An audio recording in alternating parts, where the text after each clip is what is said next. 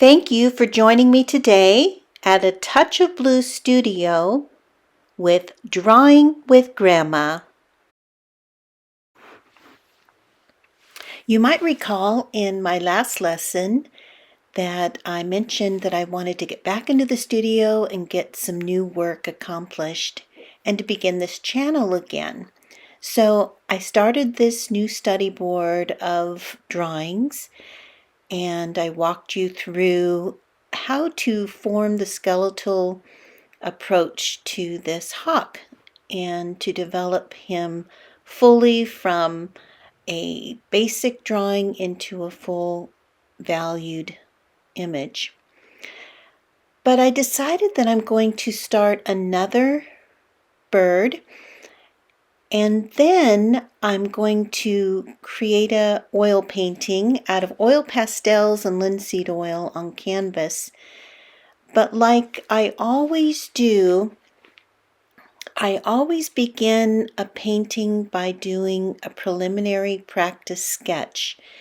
And the reason I do this is to first try to determine the overall compositional structure of the image that I want to produce, but also to practice how the light and shadows are created, and how I might want to tackle certain image problems that might be occurring in the resource I'm using.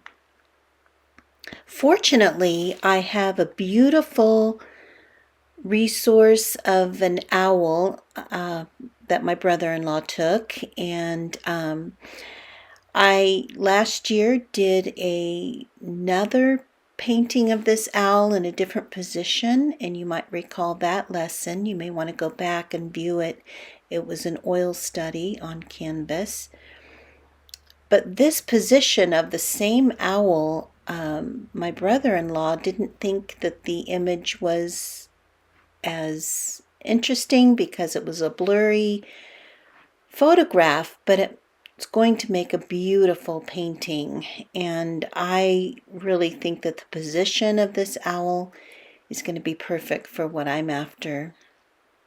So you can see that I developed the skeletal structure, the oval for the head, little triangle shapes in the direction that the ears are positioned. I had to follow the angle of the head, where he's looking, where the position of that central point is between his eyes, and then the big oval shape for his body and placement of that wing. So let's develop this drawing a little bit, and then we're going to begin placing this owl on canvas. So I'm developing them a little bit further. I don't want this to be a real detailed drawing. I'm mainly after kind of getting to know this creature, and so that when I paint it, I'm more familiar with how the feathers are laying, where the light is hitting strongest on his face and the right side of his body. So what I'm doing is creating a value structure within my drawing so that I can learn to translate that better into color.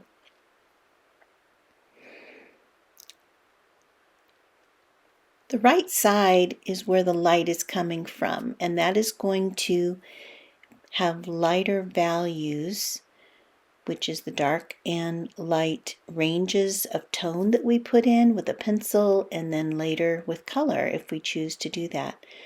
So that left side that I'm shading in now is in shadow more than the right side. So I want to, in order to create three-dimensionality, the illusion of it, I want to emphasize the shadow on the left and to allow the right side to show a little bit more light highlights where that sunlight is hitting.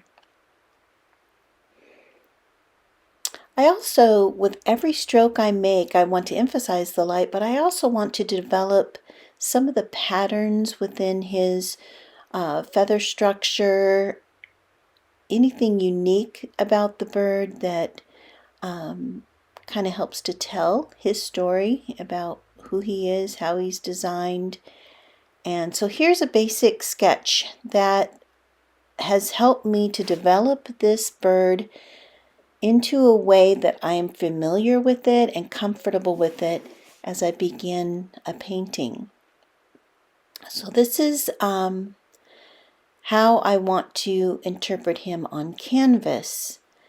And I've decided to enlarge the image a little bit, so I'm going to include his claw and a little bit more of the left side of his wing. So you can see the image here that I'm using, the photograph, and I've cropped it, and you can see I'm developing my sketch now on canvas, the toned canvas, and I'm placing him the way that I want. So now he's on my canvas. I've developed an underpainting to actually draw him again. So I've included the claw, and I've included the branch and a little bit more of that left body. So now I'm going to begin with this stage of painting. So I have laid in some brown undertones, which is going to become the foundational color for him, but it also acts as my shadow ranges that you would do in graphite pencil, and it helps me to establish the light and dark. I'm actually drawing with paint still.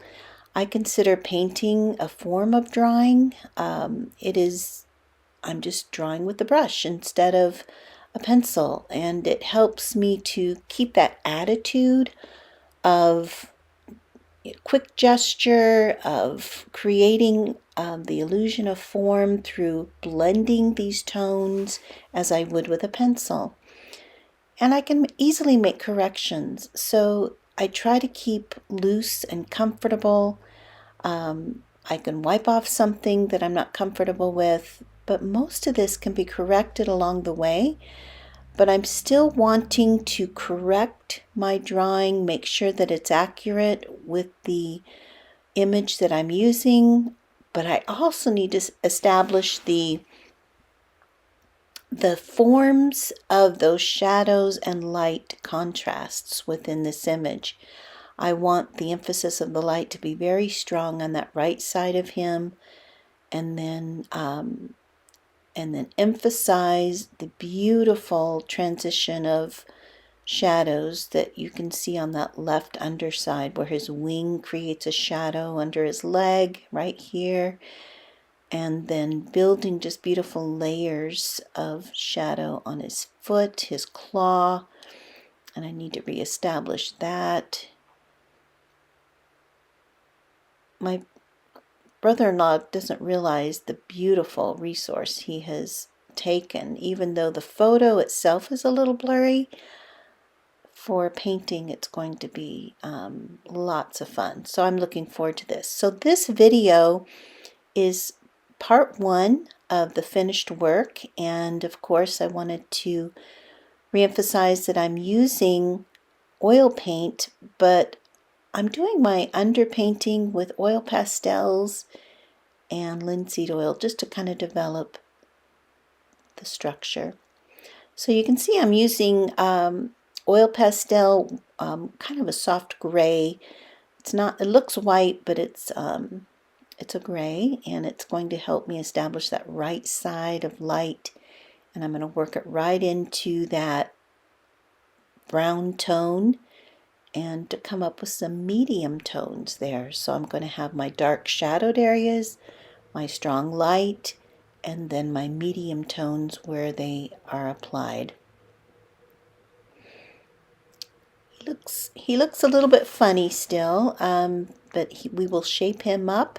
The goal now is to get the whole form accurate and to structure him correctly on the canvas to build that light and shadow areas that I need to emphasize, then I can go in now and with a little bit of black and recreate some of the deepest tones in there. And you know that I would do this with pencil too. If I was just back doing that drawing on the drawing board of him, I would reemphasize the dark areas and then erase out some light. So it is the same process as drawing at this stage. Later I will get into more color choices and expand the palette a little bit. But this is the funnest stage, is to actually draw and to develop an accurate depiction of this owl.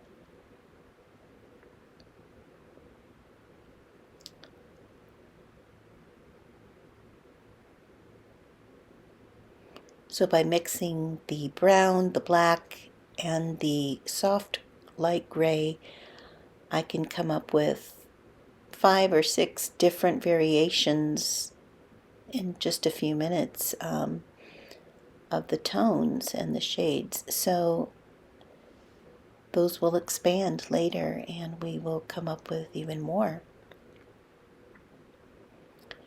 So I'm going to continue drawing. I use linseed oil to blend these together and to create an underpainting before I go to my final palette. So I welcome you to come back to video 2 of this study and watch this owl develop even further in oil paint. Thank you for joining me today at A Touch of Blue Studio with Drawing and Painting with Grandma.